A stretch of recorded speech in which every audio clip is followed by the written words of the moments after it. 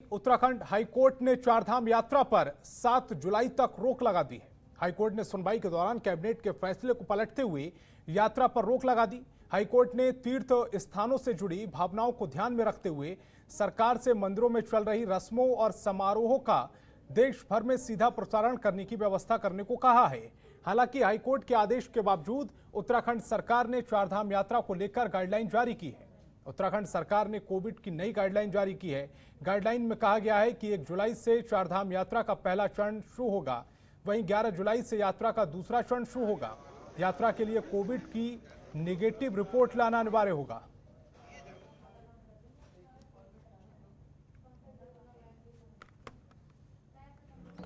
सब कुछ पूरी तरह परीक्षण करने के बाद और सारी व्यवस्था देखने के बाद अब चारों धामों में कुल मिलाकर के 750 यात्री ही चारों धामों में कुल मिलाकर के दर्शन कर सकते थे। इस तरह का संख्या भी सीमित की थी और एक एक वरिष्ठ अधिकारी को हर धाम में जो देवस्थानम बोर्ड और जो जिला प्रशासन के साथ बैठ के उनके साथ कोऑर्डिनेशन के साथ यात्रा की तैयारियों की मॉनिटरिंग करने का काम की जिम्मेदारी के साथ भेजने का निर्णय लिया था।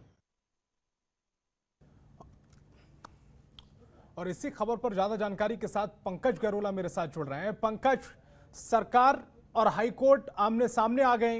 हाईकोर्ट कह रहा है कि 7 जुलाई तक यात्रा पर रोक लगा दी जाए, लेकिन सरकार मानने को तैयार नहीं है। क्या 2022 सरकार को नजर आ रहा है?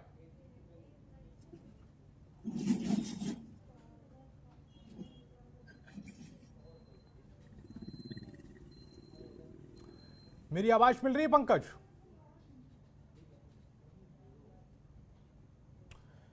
पंकज से दोबारा संपर्क करने की कोशिश करेंगे, लेकिन बड़ी खबर उत्तराखंड से जुड़ी है। आपको बता रहे हैं चारधाम यात्रा पर हाईकोर्ट ने रोक लगा दी है। 7 जुलाई तक रोक लगाई गई, उसके बावजूद सरकार ने नई गाइडलाइन जारी कर दी। सरकार ने 1 जुलाई से यात्रा को लेकर गाइडलाइन जारी की है और इस गाइडलाइन के तहत चारधाम यात्रा पर जाने वाले यात्रियों को कोरोना की नेगेटिव रिपोर्ट लेकर जाना होगा। एक बार फिर पंकज का रुख करेंगे जो देहरादून से मेरे साथ जुड़ रहे हैं। पंकज, सरकार और हाईकोर्ट आमने सामने है चारधाम यात्रा को लेकर। सरकार चाहती है कि चारधाम यात्रा 1 जुलाई से हो, इसके लिए उन्होंने कोरोना गाइडलाइन भी जारी कर दी है, चारधाम यात्रा को लेकर भी गाइडलाइन जारी कर दी है, लेकिन हाईकोर्ट कह रहा है कि 7 जुलाई तक इस पर रोक लगनी चाहिए। बिल्कुल संतोष, कल दोनों फैसले एक साथ आए हैं। दिन में जो हाईकोर्ट ने एक फैसला दिया कि जो चारधाम यात्रा है वो फिलहाल 7 जुलाई तक रोक दी जाए और जो सरकार है वो एक बार फिर शपथ पत्र दाखिल करे। इस बीच में कई टिप्पणियां यहाँ पे हाईकोर्ट ने भी की हैं। एक तो स्वास्थ्य सुविधाओं को लेकर यहाँ पे सवाल खड़े किए हैं। दूसरा जो लाइव स्ट्रीमिंग के थ्रू यहाँ पे दर्शन कराने की यहाँ पे हाईकोर्ट ने बात की है। साथ ही यहाँ पे सरकार ने ये भी कहा है कि जो देवस्थानम बोर्ड है क्या वो सरकार के अधीन में, सरकार से ऊपर है, सरकार से नीचे है, ये सरकार ने स्थिति स्पष्ट नहीं की है। हाईकोर्ट के जो जज है उन्होंने ये भी कहा है कि जो शपथ पत्र यहाँ पे जो दाखिल किया गया है सरकार की तरफ से वो स्पष्ट नहीं है और सरकार चूहा बिल्ली की खेल न खेले। कहीं ना कहीं आप देख सकते हैं किस तरीके से यहाँ पे सरकार पे सख्त ये हाईकोर्ट नजर आ रहा है। साथ ही उन्होंने जो कहा था कि जिस तरीके से कुंभ की SOP जारी हुई और उसके बाद जो कोरोना फैला है, क्या चारधाम यात्रा में इस तरह की स्थिति नजर आती है और किसी की मौत कोरोना संक्रमण से होती है तो क्या सरकार इसमें मुआवजा देगी? तो ये तमाम बिंदु हाईकोर्ट में रखे गए। हाईकोर्ट ने इन सब को देखते हुए 7 जुलाई तक चारधाम यात्रा पर रोक लगाई और सरकार को एक बार फिर शपथ पत्र दाखिल करने को कहा। लेकिन तमाम हाईकोर्ट के फैसले के बाद कहीं न कहीं जो सरकार है वो अड़िग नजर आ रही है चारधाम यात्रा को शुरू करने को लेकर। पंकज जी, समझना चाह रहे हैं, सरकार कह रही है कि उत्तराखंड में घुसने से पहले आपको कोरोना की नेगेटिव रिपोर्ट लेकर आना अनिवार्य होगा, यानी कि उत्तराखंड की सीमाओं पर टेस्टिंग शुरू कर दी गई है। और चारधाम यात्रा को लेकर जो गाइडलाइन जारी कर रही है उसमें कहा गया है कि अगर आपके पास नेगेटिव रिपोर्ट है आप चारधाम यात्रा पर जा सकते हैं। दोहरा रवैया सरकार का क्यों नजर आ रहा है? क्या सिर्फ 2022 जीतने का एक लक्ष्य है ताकि जो उनके श्रद्धालु हैं, जो हिंदू वोटर है, वो न छिटक जाए इस चारधाम यात्रा पर पाबंदी की वजह से? यह मंशा है सरकार की?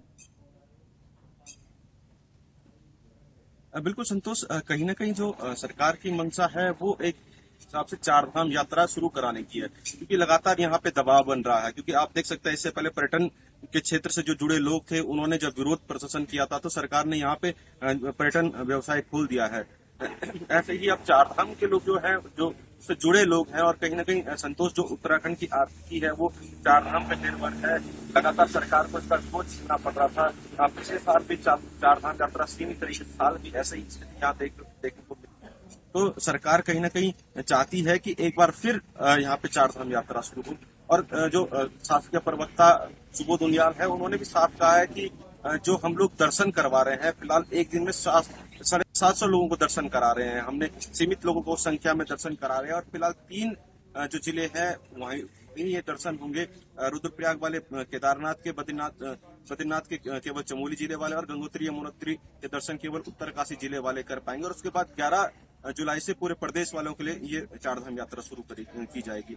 साथ ही उन्होंने ये भी कहा कि हमने यहाँ पे जो मॉनिटरिंग के लिए यहाँ पे अधिकारी रखे हैं, वरिष्ठ अधिकारी रखे हैं, जो जिनका तालमेल देवस्थानम बोर्ड से भी होगा, मंदिर परिषद से भी होगा, स्थानीय प्रशासन से भी होगा। तो सरकार चाह रही है कि लगातार इस चारधाम यात्रा को खोले, क्योंकि तमाम सवाल यहाँ पे सरकार पे खड़े होते हैं इस चारधाम यात्रा को लेकर। दूसरी तरफ आप देख सकते हैं कि देवस्थानम बोर्ड को लेकर यहाँ पे जो पंडा समाज है, तीर्थपुरोहित हैं, वो भी विरोध कर रहे हैं। तो कहीं ना कहीं एक दबाव सरकार के ऊपर है। और साथ ही सरकार ने स्पष्ट भी कर दिया है कि अगर उनको जरूरत पड़ी तो वो हाईकोर्ट के फैसले के खिलाफ सुप्रीम कोर्ट जाएंगे। तो आप लगा सकते हैं कि सरकार किस तरीके से इस बार मन बना चुकी है चारधाम यात्रा शुरू करने का। जी, अब देखना ये होगा कि पंकज, सरकार का जो फैसला है, हाईकोर्ट के फैसले के उलट जो फैसला आ रहा है वो कितना सही साबित होता है। क्योंकि एक तरफ उत्तराखंड में जो नया कोरोना वेरिएंट है डेल्टा प्लस, उसको लेकर भी चिंता जताई जा रही है और इसके बावजूद सरकार अगर चारधाम यात्रा कराने को लेकर अडिग है तो देखना यह होगा कि यह फैसला कितना सही होता है। पंकज, आप हमारे साथ बने रहिए, आगे भी आपसे अपडेट लेंगे। खबरों के निष्पक्ष विश्लेषण के लिए सब्सक्राइब करें Jantantra TV and press the bell icon. Never miss any update.